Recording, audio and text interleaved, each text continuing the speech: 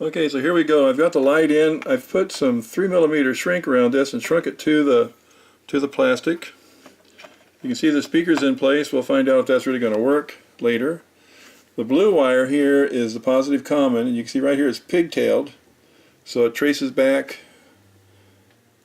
to the blue wire right down here.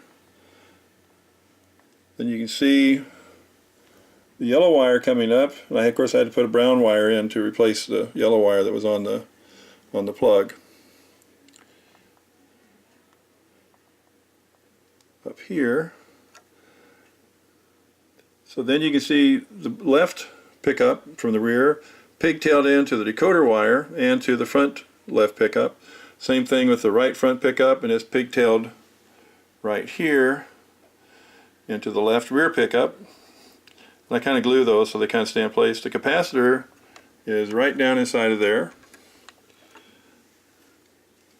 Then the speaker itself is wired, and it comes right back to the sound side, and it'd be the red and whatever that other color is, black I think. So that hooks up the speaker. So everything is there. As soon as we're ready to hook the front light in, when I get them, I just hook this to the positive common, hook this to the negative side.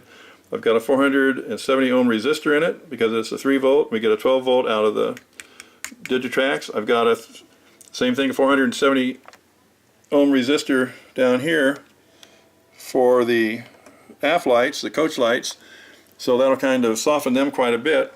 And basically I've got the orange wire soldered into the right side of the motor, and the gray wire over here soldered into the left side of the motor, and that should give me the right directions. The lights will be fine. Every once in a while I get a wild here, and I think what I ought to do is go ahead and stick a rear light on this thing, and I could do that very easily just by putting the yellow wire back in the front plug and then pigtail off of the blue one more time to go back to it. I just haven't done that yet. I've seen a lot of the coaches, and they do have a rear light because they do run backwards.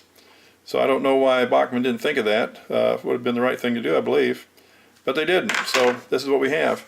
So now what we're going to do is we're going to quit with this one. You see how I put them together. And we're going to go back to the one that had the Doodlebug sound in it.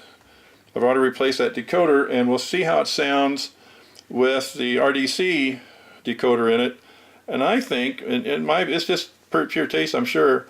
Like I say, Yankee Dabbler and Digitracks are going to go out and record an actual Doodlebug this summer sometime, and then they'll have those sounds prepared probably in the fall. I would hope that Gene and Bob down in Florida can get that done, and they can start downloading actual Doodlebug sounds. I think meantime though, this is a whole lot better than the trolley.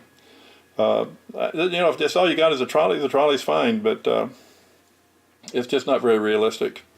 So let's see what this thing does. Let me turn this off for a second. I'll put the other one back on the track, and we'll set it up to run.